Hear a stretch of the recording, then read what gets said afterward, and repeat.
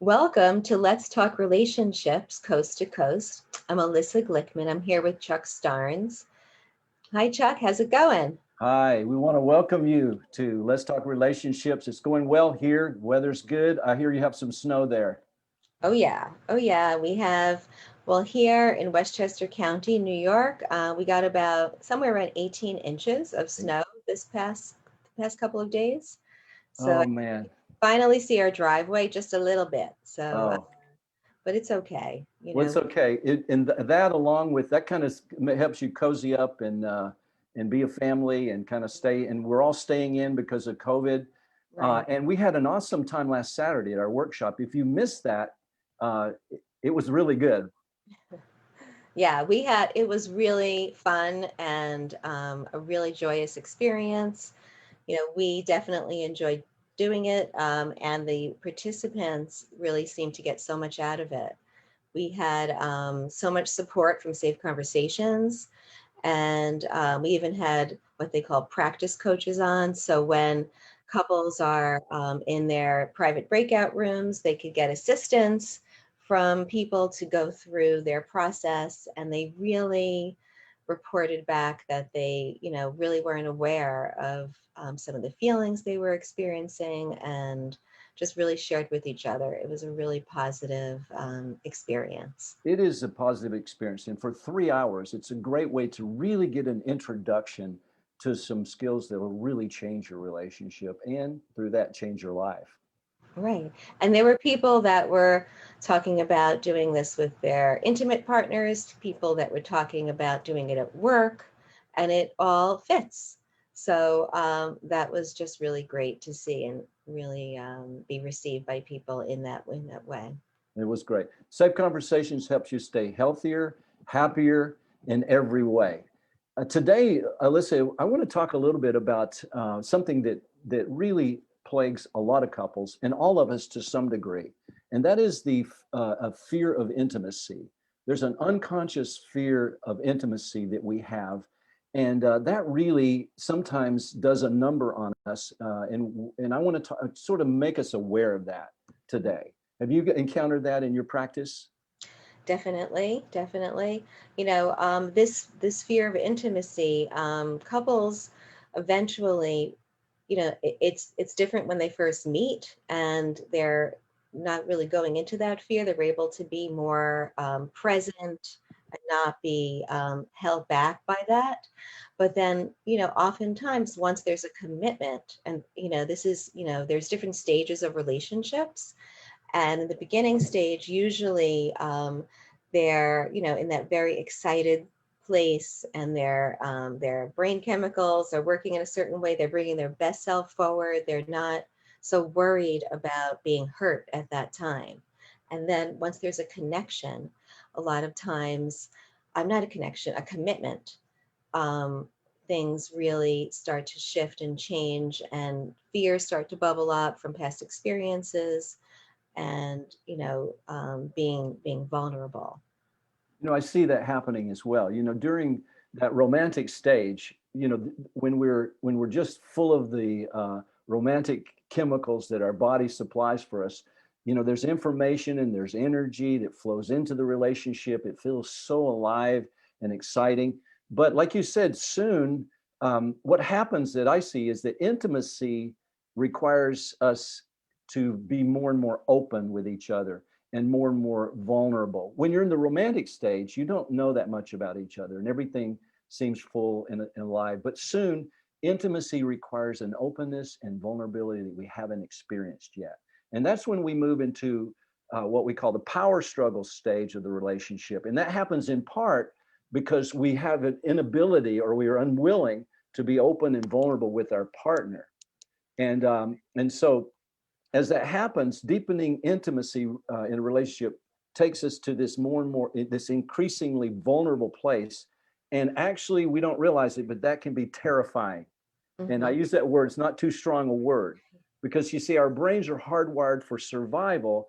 Intimacy actually terrifies us. And so what happens, I know that for Sandy and me, when we learned this about ourselves, there would be something that we would need to talk about and we didn't want to talk about it. We were afraid of what happens is when when we are, you know, required to be vulnerable, we're scared of that because we think if we're vulnerable with our partner, they'll see something about us that they might not like and they may reject. And so we have this fear of rejection.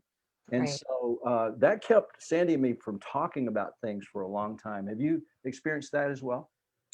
Definitely. I mean, I think when couples are stuck in this power struggle, they feel really threatened, and neither one really wants to get out of that safe corner where they really feel a somewhat of a false sense of protection, really.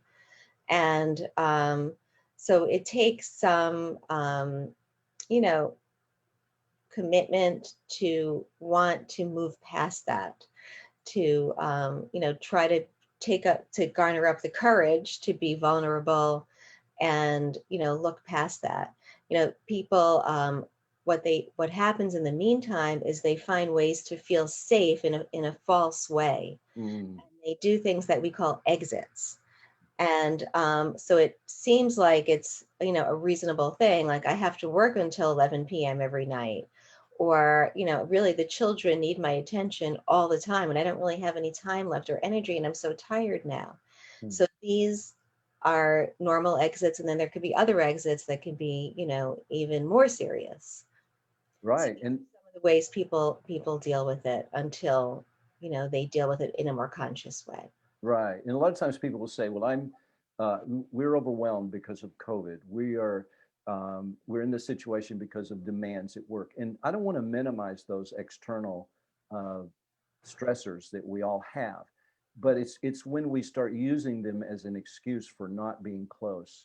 And again, in our experience, what I experienced is I would get upset with Sandy about something and I don't want to talk about it. Sandy would sense the tension and she would also want to avoid it. So we didn't want to really be close, but we didn't want to be separated either. So what we would do, we decide to watch a movie. So with the help of Netflix, we could go into this state of mindlessness and never bring up the thing that we need to talk about. Hmm. And in doing that, we give ourselves the experience like everything's okay because now we have a comfortable distance between us. Hmm. So I want to say that because that's been our experience. That's not okay because we long for a deeper sense of intimacy. It's not okay not to go for that and not okay to miss that because we're afraid. And in Imago relationship therapy, we talk about colluding. We collude together to prevent ourselves from getting what we really want while giving ourselves what we really don't want, which is that comfortable distance. Hmm. Right. So there's this, our it's almost like an unconscious process that's happening. The colluding is sort of like our mutual unconsciousnesses doing this little dance to keep safe, to not get too close where it feels too dangerous. And I think that's what you're referring to. Yeah, Yeah.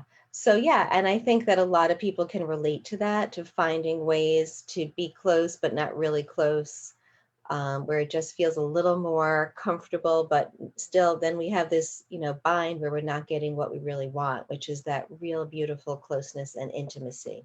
right.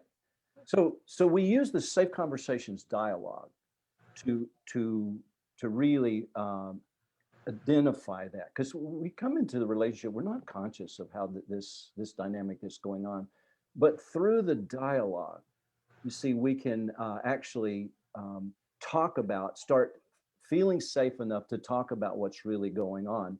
And I just know that once I tasted that, what I could have in Mhm. terms of real closeness and connection, I didn't want anything less than that. So it was hard for me to learn these skills. It was hard for me to want to do something that was painful or took a commitment. But once I realized that I don't have to live in this comfortable, safe distance, but we can have the kind of relationship that we've always longed for. And once you get that, everything else in life seems to work. And if you don't have that, then you're always striving and there's always anxiety and you really you can't really resolve the problems that are happening in your relationship. So I just want to maybe just close this time by saying what kind of exits are you taking? Is it work? Maybe like Sandy and me, you can just turn on the movie and pop some popcorn and be happy, but not really close. Maybe Yeah. it's your Yeah. hobbies, your children, but Yeah. all these exits that rob your relationships, it does, and they can be even more serious one, like an affair or pornography or some of the other things that become even more consequential in terms of if you allow them to continue. Mm. So, what about you? Well, I was just going to say for me, what I do when I, lose focus on this commitment to maintain intimacy is I think what I personally do is work, and I also have been really focused on the news lately for the past, I don't know, year or so. I've been really drawn to that. Doing a lot of other things that seem very positive, actually, some of them, but it would be better if I put some of them to the side probably and focused on my marriage. Not that I'm not, but just a little tiny bit more. So Mhm. I think we can all always focus on this and remember and work on it. It takes a commitment. Keeping your marriage close and connected doesn't just happen magically. It happens with a commitment, with being mindful of that, and really reminding each other about that. So I think we talked about what happens, why people fear intimacy, how it tends to happen in the stages of relationships, but then it can be regained when you go into a conscious relationship, which is what we work on in Safe Conversations and Imago Therapy. We work on, getting into that place where we can get that back. And it could be even better than the beginning, actually. It actually is better because the it's a real connection. It's not a romantic fantasy, which Right. is where we start, or projections about our partner, but it's based on who they really are. It's based on a maturity that, but that both acknowledges the difference and is able to connect beyond the differences. And it's based on also a just an understanding of the if we will invest in the relationship, that will be better than the other things that take our time. I mean, don't we have to come to a place where we make the relationship more important than my personal goals or my personal, and that's a hard thing because if you don't have a good relationship, the last thing you want to do is give up your personal sense of identity. So there seems to be a structure there, I mean a struggle there between the two. Hmm. But if you will connect, then what will happen is your identity will be fully intact, but you'll even be better because of the connection you have. We're always better together than we are as two separate individuals. Right. We can be all of it, separate and together, Yeah. and have that joy of sharing your individuality, which is it's I think that's a very optimistic thing for so many people to hear, that think that first stage is the best and after that is just downhill. But I think if you can see that it can be better than even the first stage, that's a very optimistic thing for people. Very optimistic. So the romantic stage, but then we get stuck in the power struggle stage when reality sets in. But we can work through that with safe conversation skills to move to a mature love that is both conscious of each other and connected. And all of the romantic feelings come back that you lost in the power struggle stage, and they come back better because they're more sustainable and they're and things are based on reality. You may not have gotten what you were projecting in your romantic stage. It may be different, but it's good. Right. And you've already had all these shared experiences that you can also enjoy. So, Yeah. So yeah, if this you're is really, really great. It's hopeful, optimistic, and, and we all have to address it. struggling today, we want to encourage you to stay with it. You were drawn to your partner for a reason. That reason was an unconscious agenda to heal and to grow. But you can't do that unless you fight through this fear of intimacy and connect. And Alyssa is available. I'm available if you want to contact us. Um, therapy is one thing, but coaching is another. We can walk you through the dialogue if you want to do that. If you want to take time to do that, we can do that for you. We'll put our contact information down in the chat box there. We also want to invite you to our next Safe Conversations workshop. And we're considering one on March 7th, changing it to Sunday afternoon and evening. And it'll be on March 7th. We haven't scheduled it yet, but it's going to be, put that on, just pencil that in, and we've penciled it in, and we'll confirm that with you as we go. But we hope to see you in one of the upcoming Safe Conversation workshops. Yeah. Thank you so much. Thank you. See you next week. Bye. See you next week.